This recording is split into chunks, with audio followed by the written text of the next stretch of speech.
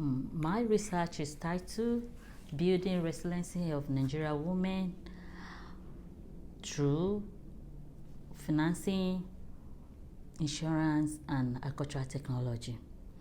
And mainly, the problem for the women farmers is because they are not equipped enough to face the existing risk in agriculture. Knowing agriculture is full of risk, these rural farmers, especially the rural women, they are not well equipped because they don't have what it takes, like the finances, like the insurance to manage the risk, and the capital market is not well favorable to them. They lack access, they are poor, they are less resource, and they are limited even in their understanding of how to cope with the risk they face. Knowing that the risk is a major thing in agriculture, agriculture is inherently risky, and then there's a need to look at how to manage this risk in order to increase the productivity.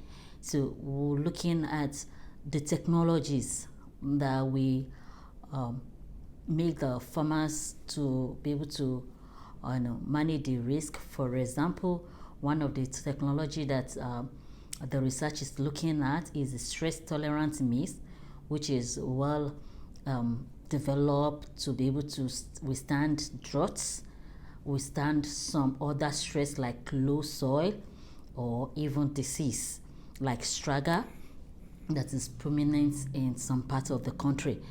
And we realize that despite the fact that this technology is so good, the adoption rate is low.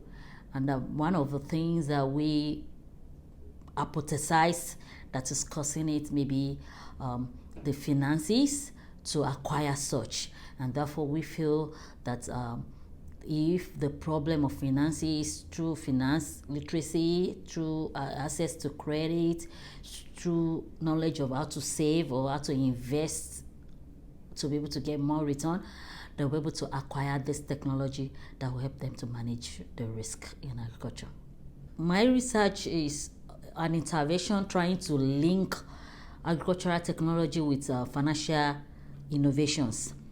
And in order to help the small-scale farmers that are less privileged, there is a need to get them inclusive of financial services. And that is the term we mean by financial inclusion, that everybody